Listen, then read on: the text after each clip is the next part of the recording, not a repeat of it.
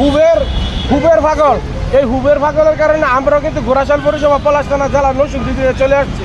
কারণ হচ্ছে কি জানেননি, 3000 টাকা গাড়ি ভাড়া, 5000 টাকা গাড়ি ভাড়া বড় বিষয় না। সবচেয়ে বড়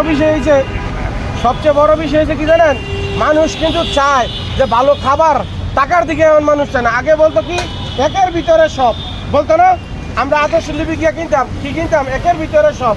আসলে ভাই হ্যাঁ তুললেন একের ভিতরে সব, কিন্তু আসলে এখন একের ভিতরে সব না, এখন টাকার ভিতরে যে সব, এখন হচ্ছে টাকার ভিতরে সব। অতএব এই মিজান ভাই যে 100 টাকা দিয়ে মানুষকে খাবার খাওয়াইতেছে, এটা নজরবিহীন। আমি ওনার জন্য দোয়া করি মন থেকে, যে উনি যদি এইভাবে মানুষকে খাবার খাওয়াইয়া যদি অল্প কিছু টাকা ওনার উপার্জন হয়, তাহলে যেন ওই বিষয়টা বন্ধ না করে।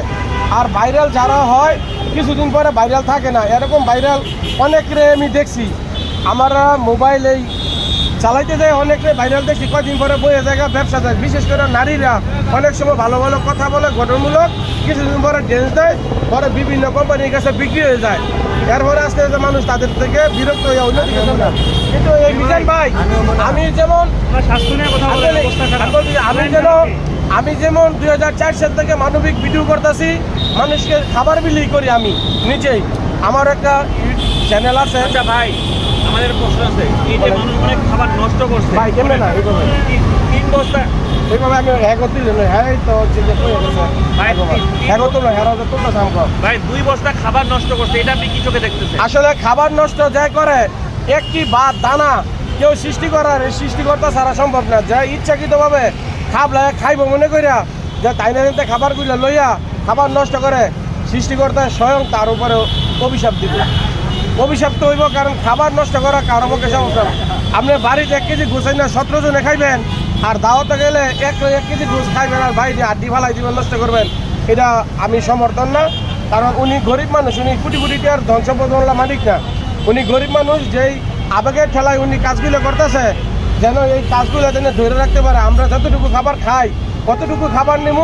উনি যে জিনিসটা বলছে, মায়ও 2 বার খাওন দেয় না, মায়ও 2 বার খাওন দিতে চায় না, অন্য বলাই খাইব দেখিয়া। উনি বলে 14 বার লইয়া খান, তাইলে এই 14 বার খাইতে দেয় দুজি ওনার আলু গোস্ত ঝোল ভাত নষ্ট করি, এগুলো আসলে ভালো দৃষ্টিতে দেখা যায় না। আর মিজান ভাই উনি একদম খাবার নষ্টটা উনি একদম সম্ভবত প্রত্যন্ত গ্রাম থেকে উনি আইছে।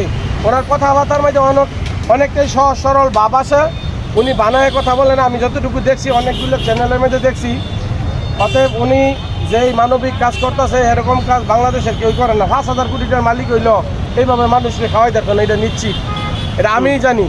কারণ আমরা পথে প্রান্তরে ঘুরে বেড়াই সারা বাংলাদেশ, কিন্তু আমি ওনার যেই উদ্যোগটা নিছে, যাতে উনি উদ্যোগটা ধরে রাখতে পারে, আর ওনার আত্মীয় স্বজন যারা আছে ওনাকে সাপোর্ট করবেন, যে এই কাজটা যেন উনি ধরে রাখতে পারে, মানুষের সেবা করতে পারে।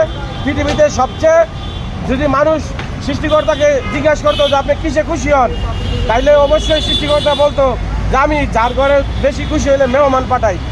সৃষ্টিকর্তাকে আবার জিজ্ঞেস করতেন যে আপনি কিসে বেশি খুশি হন, তাইলে বলতো যে আমি তাকে কন্যা সন্তান দান করি। আবার জিজ্ঞেস করা হইলে যে আপনি আরও বেশি খুশি হন, তাইলে বলতো আমি বৃষ্টি দেই। আর যদি বলতো যে আরও খুশি হলে কী দেন, তাইলে রোগ বালাই দেই। অর্থাৎ তাইনের ঘরে যে আমরা আসি খাবারের জন্য, আসলে আমরা মেহমান।